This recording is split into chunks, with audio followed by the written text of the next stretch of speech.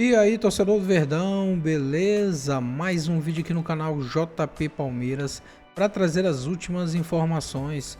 Estou trazendo aqui para vocês o Seleção Sport TV, falando tudo sobre a classificação do Verdão para as quartas de final da Libertadores.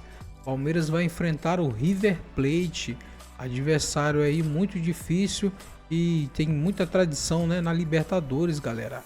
Mas na minha opinião, o Verdão é favorito para avançar para a semifinal da Libertadores.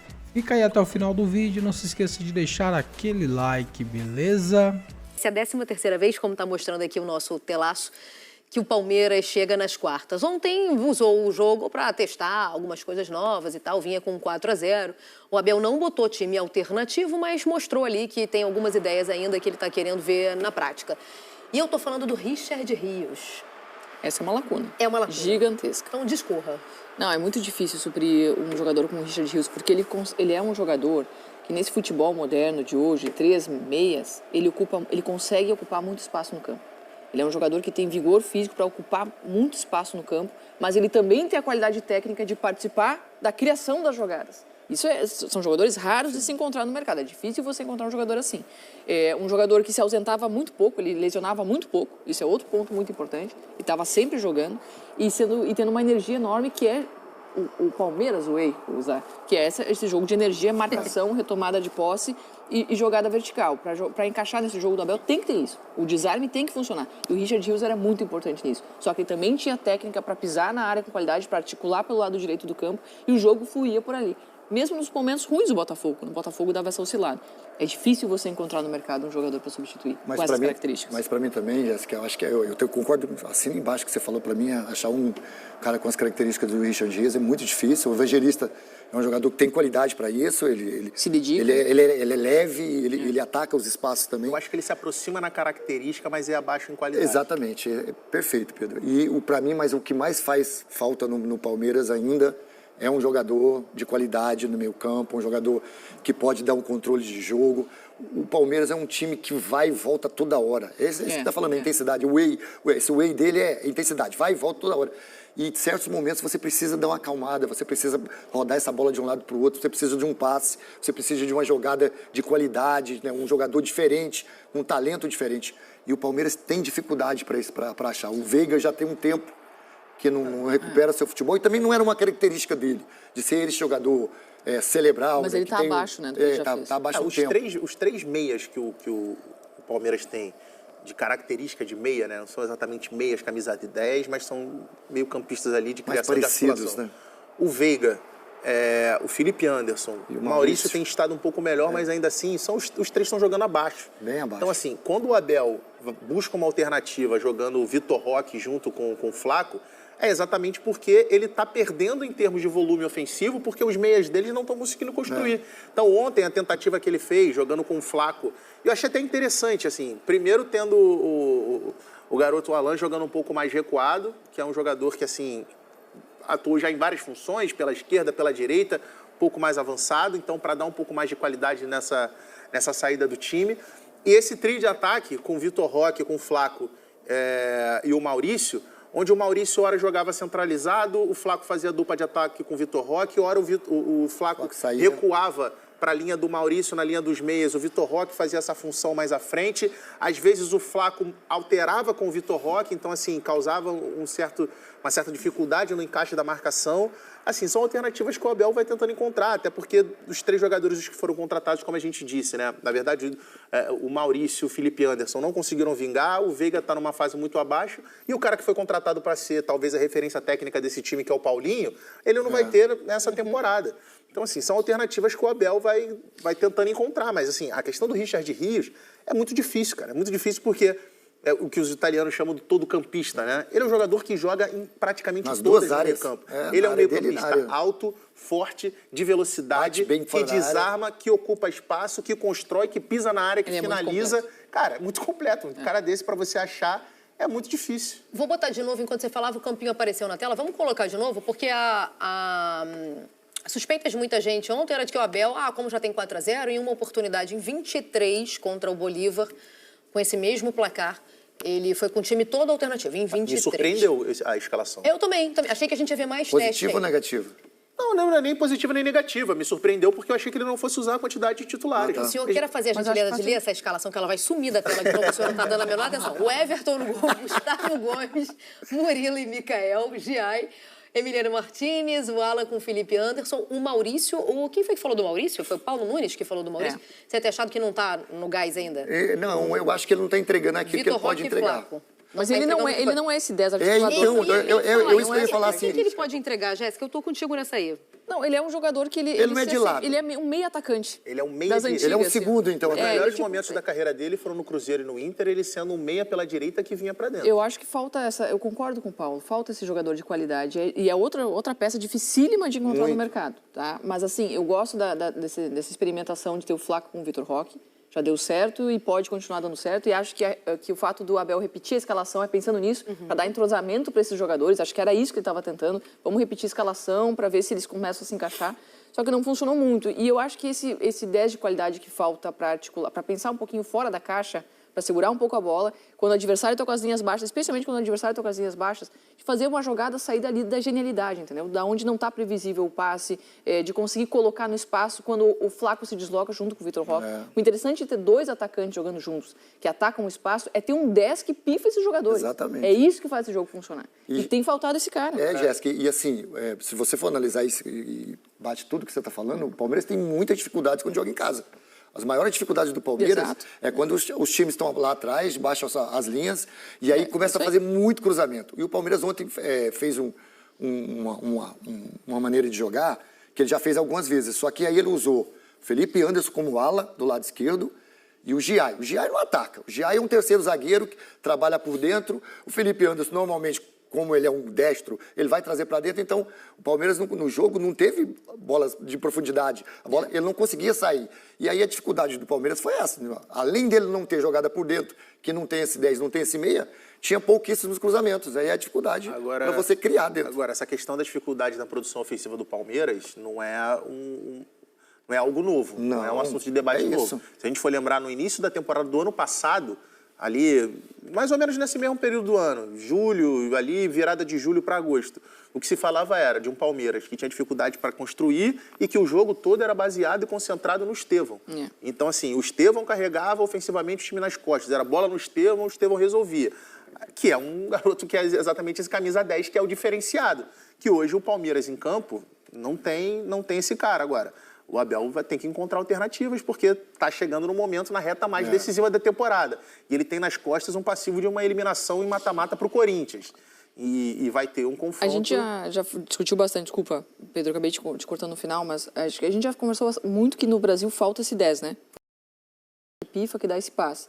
Embora ele tenha que se adaptar ao jogo veloz de hoje, é difícil você ter esse jogador, que ele é sempre deslocado para a ponta. Mas às vezes eu vejo esse 10 raiz jogando em time que ele tem que a função dele se resume a tocar a bola para ponta, porque o time joga com os pontas abertos. É difícil você encontrar um time que joga com dupla de atacante, que ataca o espaço e gera essa possibilidade de um 10 dar pifada, mas ter esse 10 na equipe também. Então, às vezes, que nem o Palmeiras, falta esse 10.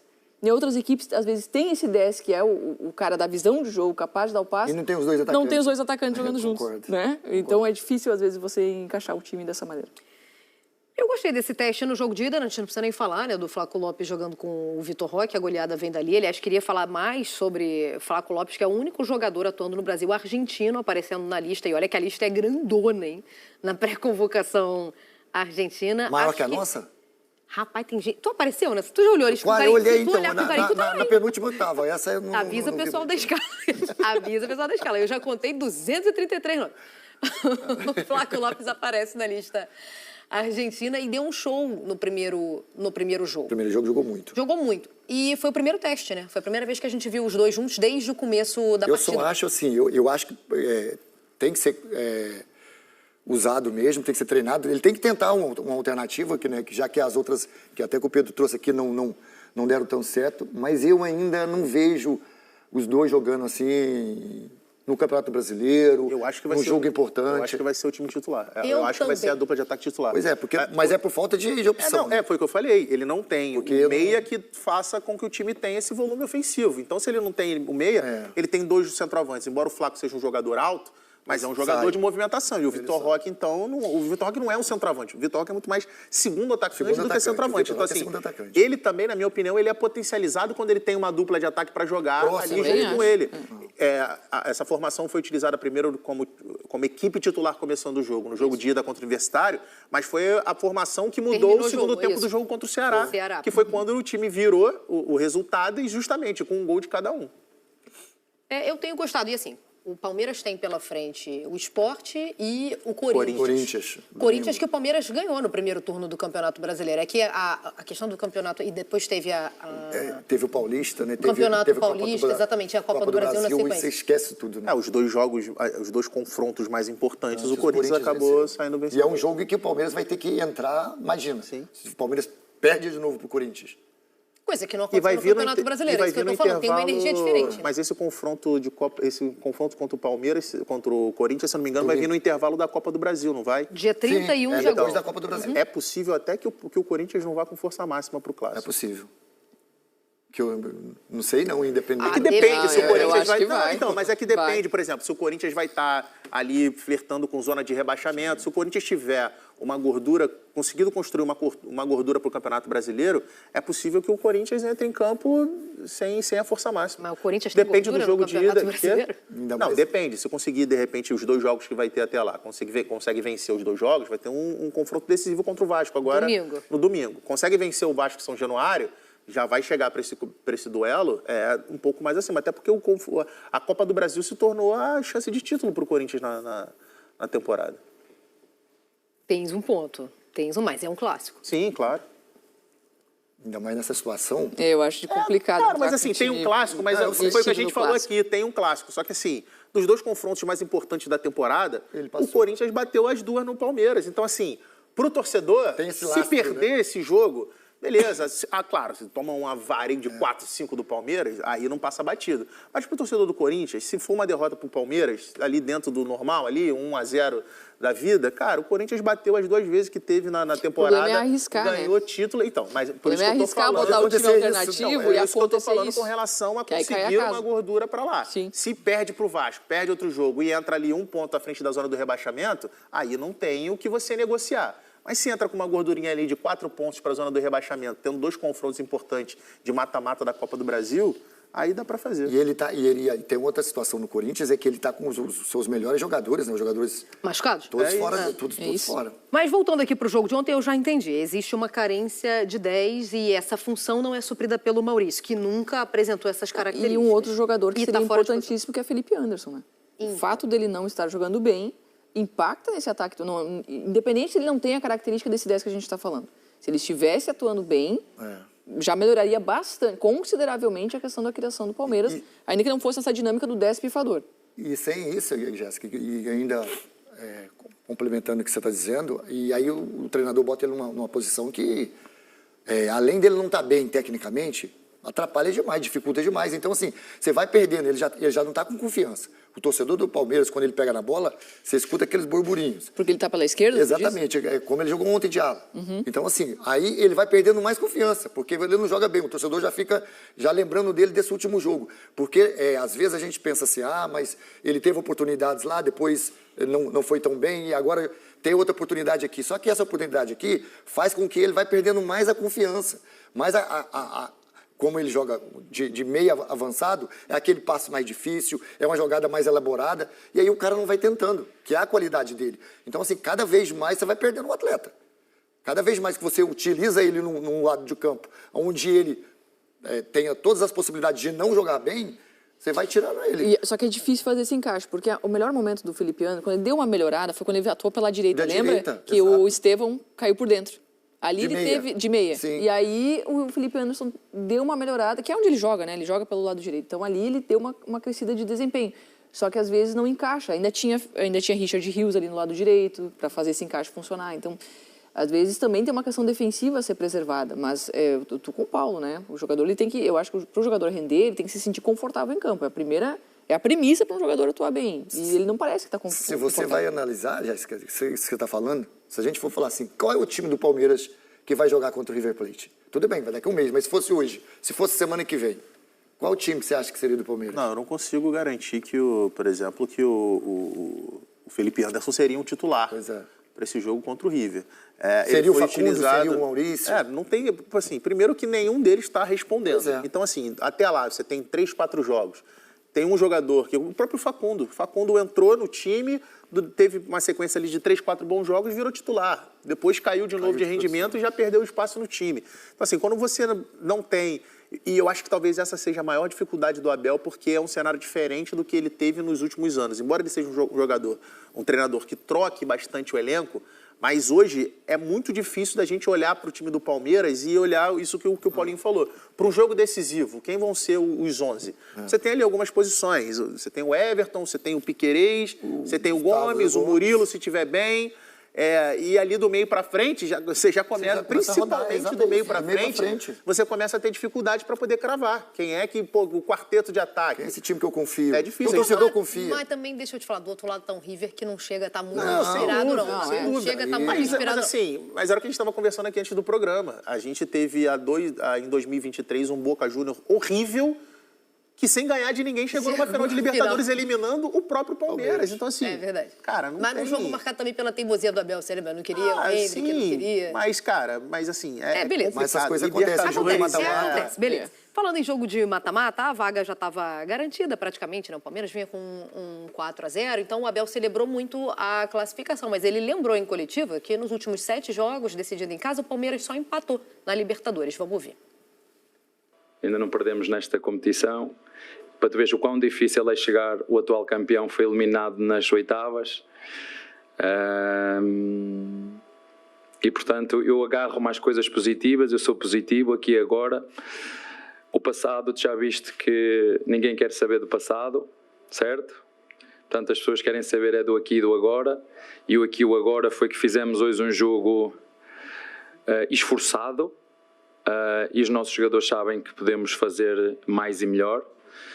A verdade é que o responsável sou eu, a verdade é que quem trocou a equipa fui eu, quem fez as escolhas fui eu também.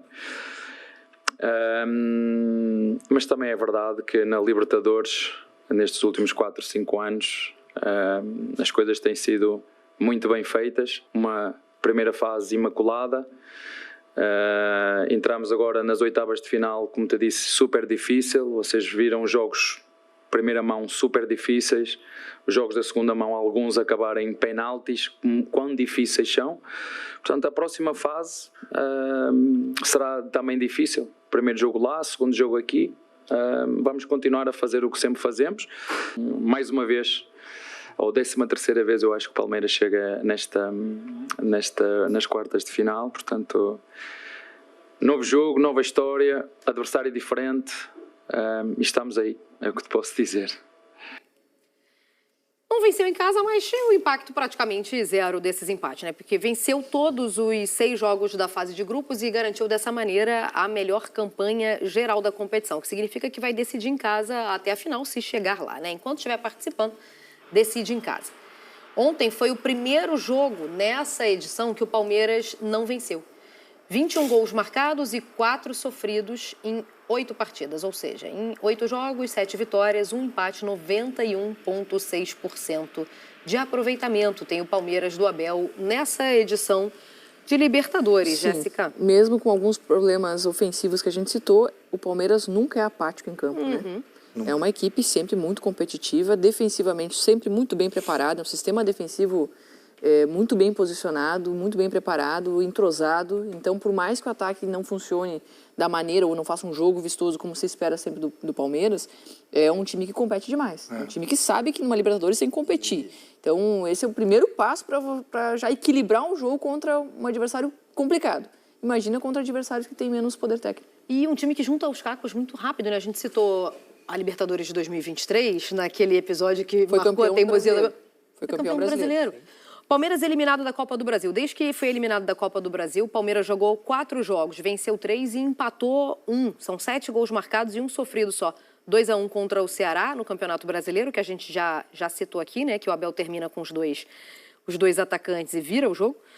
Ganha do Universitário nesse jogo de ida 4-0, né, pela Libertadores, pelas oitavas. Aí ganha do Botafogo jogando na condição de visitante, na 20ª rodada do Brasileirão, e ontem empatou, mas assim, empatou com 4-0 no agregado. Eu também acho que às vezes é um pouco cruel a gente pegar o recorte de ontem e falar, o time criou pouco. Gente, eu duvido que havendo necessidade. Ontem é um jogador normal. Para análise. Tá devendo em criatividade um pouquinho, mas aquilo que a gente viu ontem... Mas o que a gente tá falando não é pelo jogo de ontem. Tem devido na temporada. Porque ontem isso ficou meio escancarado, né? Faltou criatividade. Mas ontem eu relevo porque eu já passei por isso. Eu sei o que acontece lá dentro do campo. Agora, a Jéssica falou uma coisa ali que você falou, né? Não é um time brilhante, não é aquele time, né, que o torcedor palmeirense fala assim, nossa, meu time é talentoso, brilha, absurdo, cada jogo que você fica parado, não é. Mas tem uma coisa que esse Palmeiras do Abel é muito. E eu acho que eu não vejo nenhum time igual a esse time. Paulo, mas o que causa isso? É o treinador? É o treinador, porque o treinador não deixa baixar a guarda. Aqui pode não ser brilhante, mas o treinador não deixa abaixar a guarda. Por quê, Jéssica? Porque é um time que não desiste, é um time que vai amassando, ele vai cansando o adversário, vai cansando no volume de jogo, cruzamento, bola na área, a bola toda hora voltando, e isso vai se desgastando mentalmente. Ele não fala isso de mental? Mentalmente ele acaba com a equipe adversária, mesmo não sendo brilhante. Agora, porque ele está com a corda esticada o tempo inteiro, dá atenção. Em tempo inteiro ele está em cima. Você já teve a oportunidade de conversar? De conversar, sim, muito. Eu tive essa conversa semana passada, lembra? Com Richarlison e Ramon aqui na bancada. É o tipo de treinador que, se eu percebo que faço uma dupla melhor, por exemplo, sei lá, se o Flaco quisesse sugerir ser a dupla fixa de 11 inicial, é um cara que dá essa abertura? Dá, muito. Dá. Ele conversa muito, ele é muito parecido, eu até já brinquei com ele sobre isso, ele é muito parecido com o que era o Filipão. Fora, de lá para cá, ele parece ser uma pessoa, né, intransigente, grossa, briguenta, na defensiva.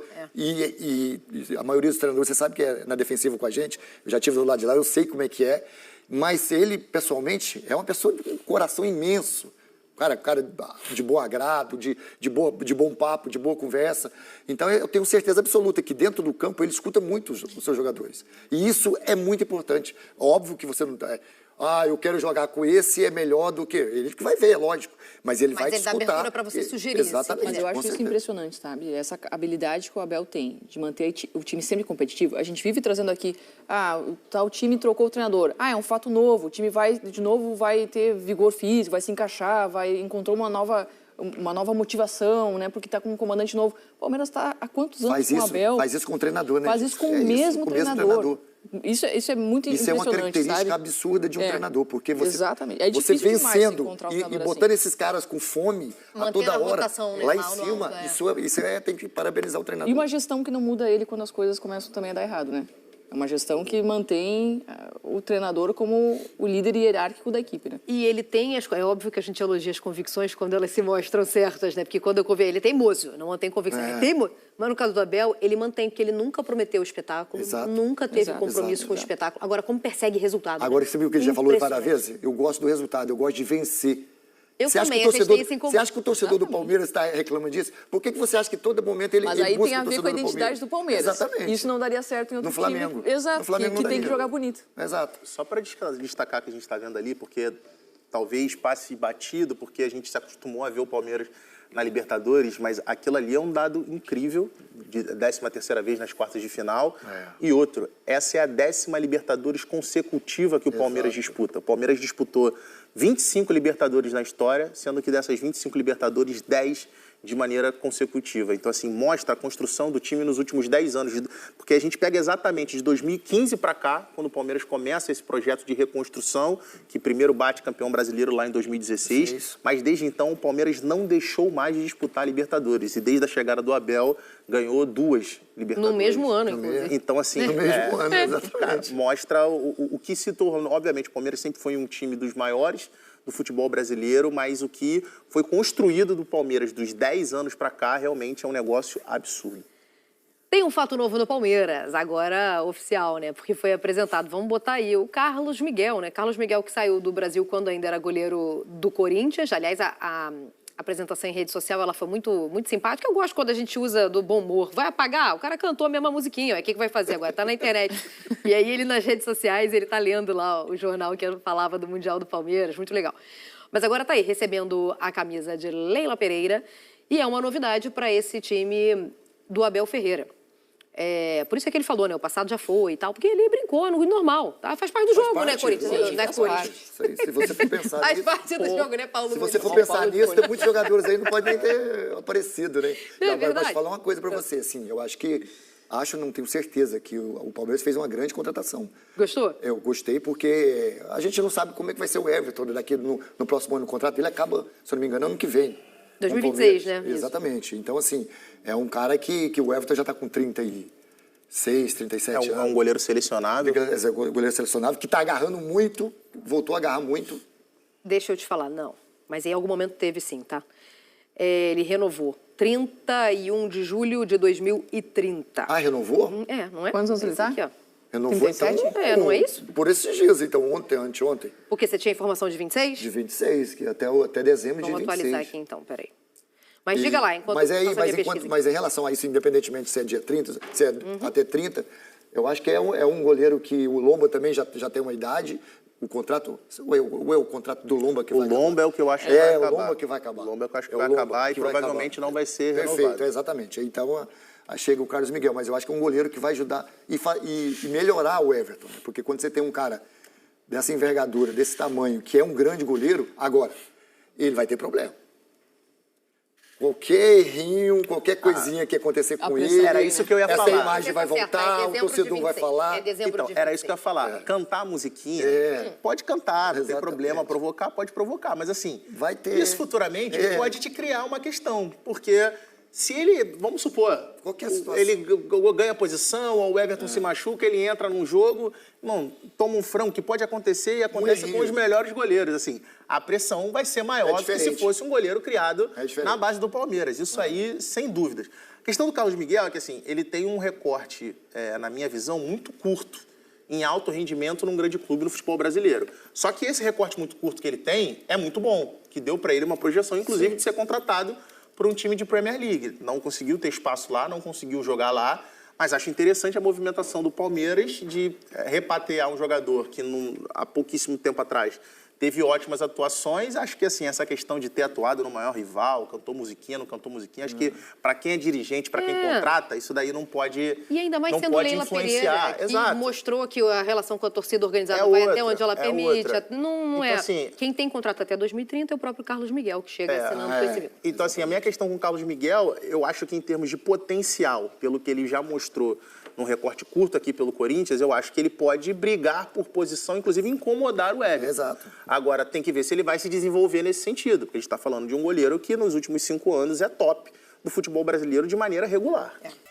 Então é isso, torcedor do Verdão. Valeu por chegar até aqui no final do vídeo. Não se esqueça de deixar aquele like, beleza? Se você ainda não for inscrito aqui no canal, já se inscreva. Ative o sininho de notificação para não perder nada que eu posto aqui no canal. Falou e até mais!